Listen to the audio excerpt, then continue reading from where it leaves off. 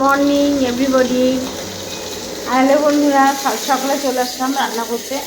আজকে রান্না হচ্ছে ট্যাংরা মাছ দিয়ে আলু দিয়ে কষা কষা করবো, আর হচ্ছে লাউ দিয়ে সর্ষে ফোড়ন যাতে ঘন্ট মতো করবো আজকে, আর উচ্ছে সিদ্ধ দেবো।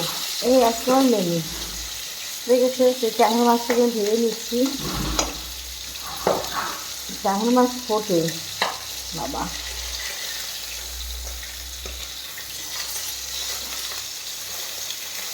দেখো ট্যাংরা প্রায় ভাগ হয়ে গেছে।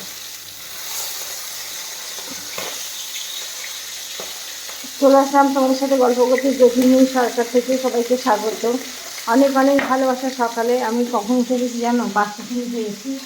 উঠে আমার মিঠাইকে ক্যাটফুট দিচ্ছে। দেখো তো নিমকি ঢুকলো। এই নিমকি বেরো। নিমকি ঢুকলে ঘরের ভিতরে বাথরুম করে দেবে। এই বেরো বেরো বেরো। যা দেখো গজ এখনও ঘুমাচ্ছে, এখনও আমি বিছনা তুলতে পারিনি। চলে গেছি সাত সকালে রান্না করতে। আই বেরো। যা ঢুকে গেলো আর খাটের তলায়। যাই হোক বন্ধুরা, এবার ট্যাংরা মাছের জন্য জিরে ফোড়ন দিয়ে পেঁয়াজটাকে দিয়েছি বসিয়ে।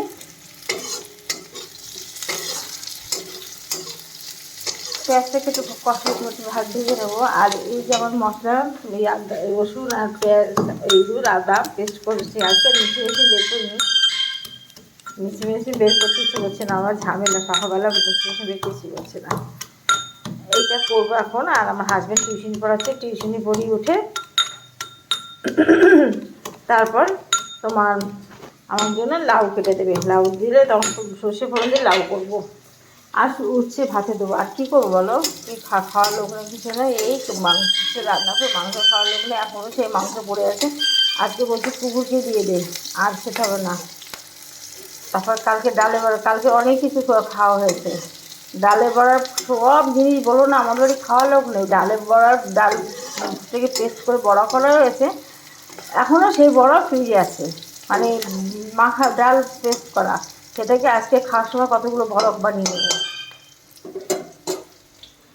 এবার দেখো মশলাটাকে দিয়ে দিই। মিক্সি চালাতে পারছি না, চিনি চালাতে পারছি না, কেননা তোমার শব্দ হয়, ঘ্যার ঘ্যার করে শব্দ হয়, তাই চিনি চালাতে পারছি না।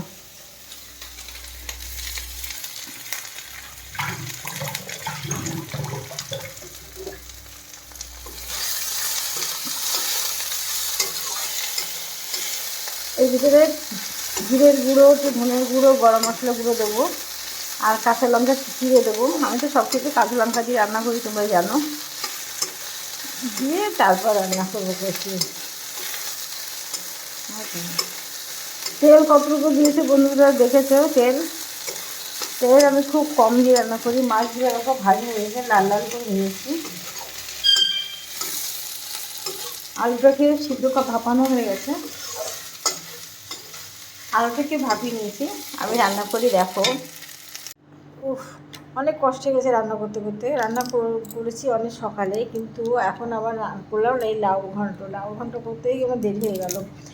কেন বলো তো? আমার হাজব্যান্ড এখন আর লাউটা কুচিয়ে দিল, দিয়ে সিদ্ধ বসিয়ে দিয়েছে। দিয়ে বলছে সিদ্ধ মানে কি ভাপানো, যেন গরম জলে রাখা কিছুক্ষণ, ভাবিয়ে দিল। বলে কি ওঠো ওঠো লাউটা করো। আমি ততক্ষণ মোবাইল নিয়ে একটু বসে আছি, কাজ করছি মোবাইল নিয়ে। আর মোবাইলে একটু দেখিও বসে বসে, শুধু সারাদিন আমার পেজ নিয়ে বসে থাকলে হবে? একটু দেখি বাইরে।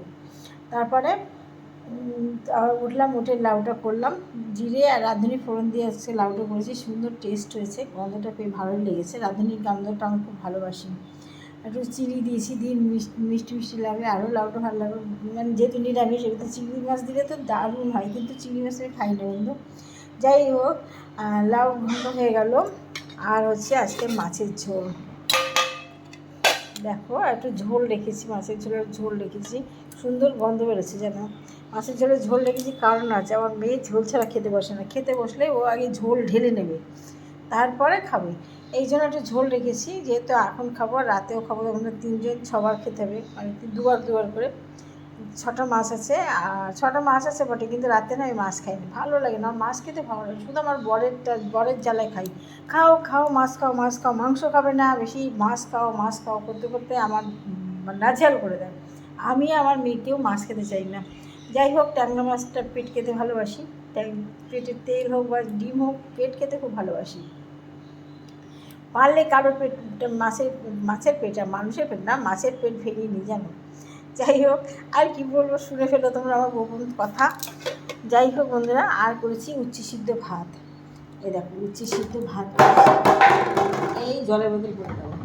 দেখো উচ্ছে সিদ্ধ, এর ভিতরে উচ্ছে দিয়ে ভাত করেছি। উচ্ছে খেতে গেলে আমার হাজব্যান্ড খাবে না, নাক সিটকাবে। আমার মেয়ে কী করে, ভাত খাওয়ার পরে উচ্ছে নিয়ে সেটাকে চিবিয়ে জল দিয়ে গিলে ফেলে। আমার কোনো ব্যাপার না, উচ্ছে সিদ্ধ ভাত খেতে আমি খুব ভালোবাসি। যাই হোক, আজকের ব্লগটা এখানে শেষ করলাম। ভালো থেকো তোমরা সবাই, আবার আসবো আরেকটা ব্লগ নিয়ে। আজকের মতো সবাইকে টাটা বা।